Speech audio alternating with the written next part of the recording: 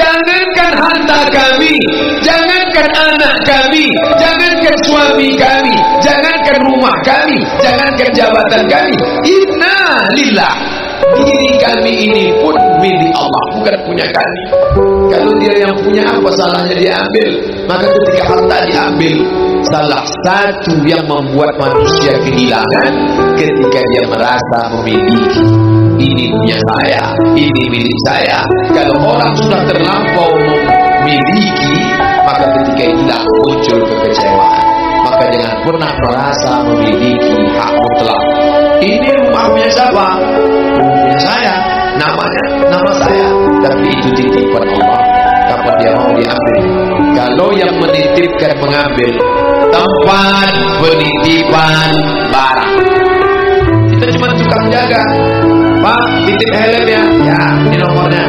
Pak, titip mobil ya, ya, ini parkirnya. Pak, titip HP ya, ya, ini. Pak, titip tas ya, ya. Kita cuma menjaga barang titipan. Lalu ketika pemiliknya mengambil, kenapa marah? Orang bukan punya kita kok.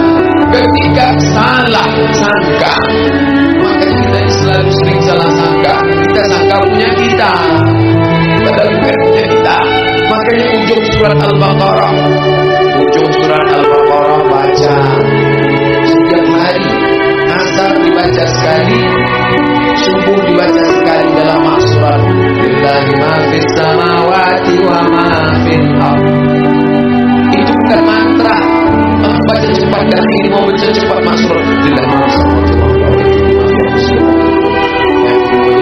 Itu bukan mantra. Kita sedang diingatkan pagi sekali, sore sekali. Lillahi ma fis samawati wa ma fil ardh. Apa yang di langit, apa yang di bumi, lillah. Bukan punya kamu. Kenapa? Kalau sampai kita katakan punya kita, lalu ketika dia hilang, kita stres, kita depresi. Orang yang kehilangan anak, dia tidak sedih. Kenapa? Karena itu pergi duluan, nanti dia akan menyusul belakang. Suami kehilangan istri, dia tak sedih. Kenapa? Karena sudah dibawa ganti yang baru, Pak Ustaz. Bukan. Dia tak sedih, kenapa? Karena dia tahu nanti saya akan berjumpa dengan dia di tempat yang lebih kekal abadi. Sekarang kalau saya hidup sama-sama dia, dia tua, dia keriput, dia sakit, dia mati. Nanti saya berjumpa lagi dengan dia. Di mana? Di tempat kekal abadi yang tak pernah sakit, tak pernah mati. La yadkhulul jannata ajuzun. Nenek-nenek tak masuk surga. Menangislah si nenek tadi begitu jumpa dengan Nabi. Kamu kenapa nangis? Kata Nabi. Ya Rasulullah, aku tersinggung ucapanmu. Kau bilang nenek-nenek tak masuk surga. Kata Nabi, memang tak ada orang tua di surga. Kalau begitu aku tak masuk surga. Kamu masuk. Terus nanti kamu masuk, kamu jadi muda lagi. Orang di surga itu umurnya 30, 33, 30, 31, 32, 33. Kenapa umur itu? Kalau nenek-nenek masuk surga, di dalam surga banyak kenikmatan. Sedang di surga, di dunia dia tak bisa pergi hari raya ke rumah orang, makanannya kacang tauhid. Umur 70 mau makan apa? Makanya orang masuk surga umur 30, 31, 32, 33. Kenapa? Itulah usia yang bisa menikmati. Oh, jadi maknanya bukan orang tua tak masuk surga. Jadi ketika orang melihat pasangan saya mendahului saya, karena Allah lebih sayang, dia pergi ke tempat yang lebih sayang daripada kita. Orang menangis sudah berhenti, dia menganggap dia pergi, oh dimakan cacing tanah dia. Padahal dia sudah pergi ke tempat yang lebih sayang daripada kita. Kita sayang, tapi sayang kita temporer. Ibu sayang pada anaknya, berapa jam dia bisa sayang? Pergi dia bekerja, dia tinggalkan. Pulang dia bekerja, dia tidur, dia lupa. Berapa banyak anak-anak masuk ke tempat air panas gara-gara orang tua lupa menjaga, teledor. Berapa banyak anak yang jatuh cacat, orang tua yang katanya sayang, tapi sayangnya itu terbatas. Dia sudah pergi ke tempat yang lebih dia beri sayang. Siapa dia? Bismillahirrahmanirrahim. Dengan nama Allah yang Maha Pengasih dan Maha Penyayang. Maka ketika ujian itu datang, ayat ini hilang. Saat ujian itu datang, ayat yang dikaji malam ini, hadis yang dikaji malam ini hilang, terbang, melayang, tak berkesan. Ada orang lain yang mengingatkan. Tadi pagi saya tak siang. wajah sahabat saya ini ustaz, tapi dari wajahnya lusuh. Turun, nampak dia sedang bersusah hati. Maknya meninggal dunia.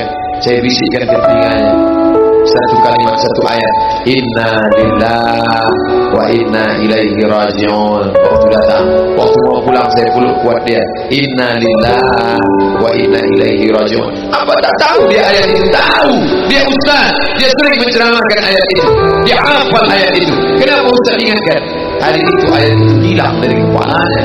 Yang terbayang adalah wajah ibunya yang dulu membesarkan dia 9 bulan 10 hari menyusukannya, 2 tahun membesarkannya, 9 bulan 10 hari mengandungnya, 2 tahun dia susukan, mengalir darah si ibu dalam badannya.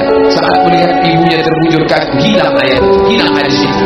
Datang orang lain mengingatkan dia, ditepuknya bahunya, wa basyiris sabirin, berikan kabar gembira kepada yang orang sabar. Alladzina idza asabatuhum musibah, ketika ujian itu datang, qalu, mereka berkata, inna lillahi wa inna ilaihi raji'un. Tapi tak semuanya tahan, tak semuanya kuat. Ketika ujian itu datang, as-sadmatul ula, innama as-sabru fi sadmatil ula. Pukulan, ketika pukulan itu datang bergoncang. Berapa banyak orang bercerita, Pak Ustaz, ketika sampai berita itu rasanya lunak tanah ini dipijak. Bergoyang dunia ini, Pak Ustaz. Pukulan yang sangat kuat. Dan tak jarang ketika pukulan itu datang bertubi-tubi, akhirnya dia mulai senyum. Selama ini tengok orang lewat sini, lama-lama tengok orang lewat sini.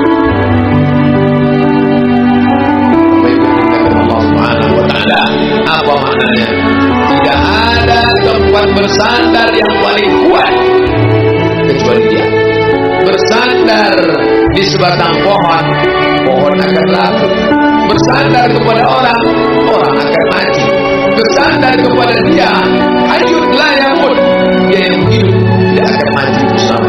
Ya hayyu, ya qayyum, ya bani as-samawati wal ardh, ya dzal jalali wal ikram, ya fa'il lima yurid, ya man arada amran, inna ma'amru idza arada syai'an ay yaqula lahu kun. Maka berserahlah kepada dia. Makanya selesai sholat tadi kita diajak imam berserah kepada dia. La ilaha illallah wahdahu la syarika lah, lahul mulku wa lahul hamdu yuhyi wa yumiit. Empat inilah yang membuat orang kuat. Lahul mulku, kalau kekuasaanmu hilang, jangan kau sedih. Kenapa? Karena yang punya itu dia. Lahul mulku. Kalau kau dulu dipuji-puji orang, jangan kau sedih. Kenapa? Karena yang punya pujian dia. Lahul mulku wa lahul hamdu. Kalau keluargamu hilang, jangan kau sedih, karena punya dia. Yuhyi wa yumiit. Dia yang menghidupkan.